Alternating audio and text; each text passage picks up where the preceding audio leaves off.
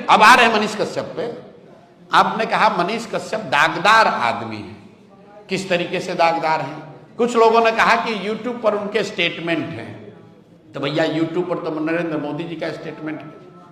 नरेंद्र मोदी का भाषण सुने थे ना लोकसभा में, उनको किसी ने कोई कार्रवाई किया?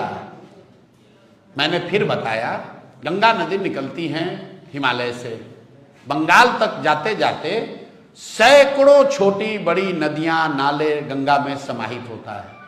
तो क्या गंगा को आप गंडक कहने लगते हैं? क्या कोसी के मिलने के बाद से गंगा को कोसी कहने लगते हैं? क्या जमुना के मिलने के बाद गंगा का रंग बदल जाता है? नहीं बदलता है। सब व्यक्ति, सारी नदियां, सारे नाले जो हैं वो गंगा में समाहित हो जाती है। तो जनसुराज इतनी बड़ी सोच है, इतना बड़ा परिवार है कि इसमें बहुत सारे लोग आएंगे और वो इसी में विलीन होकर इस स्वच्छ व्यवस्था का हिस्सा बनकर आगे बढ़ेंगे।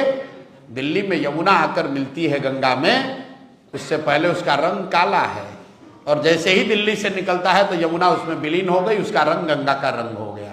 ठीक है, आप हरिद्वार जाएंगे तो गंगा का जो उद्भव है, 7 अलग अलग नदियां आती है, अलकनंदा है, भगीरथी है, अलग अलग नदियों के पानी का रंग अलग अलग है।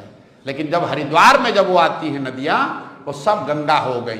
तो जनसुराज वो बड़ी व्यवस्था है जिसमें हर वो व्यक्ति जो बिहार को सुधारने के लिए अपना योगदान करना चाहता है, वो चाहे किसी भी पृष्ठभूमि का हो, चोर बदमाश हो तो उसको नहीं लिया जाएगा, लेकिन अगर वो गरीब घर का है, अगर उसके पिताजी विधायक नहीं हैं, वो किसी बड़े बाप का लड़का नहीं, ये हम लोग के यहाँ किसी को एक्सक्लूजन का क्राइटेरिया नहीं है। अगर कोई मार्ग से भटका हुआ व्यक्ति वापस आकर सही रास्ता पकड़ना चाहता है तो हम लोग की जिम्मेवारी है कि उसको सही रास्ता अपनाने में मदद की जाए।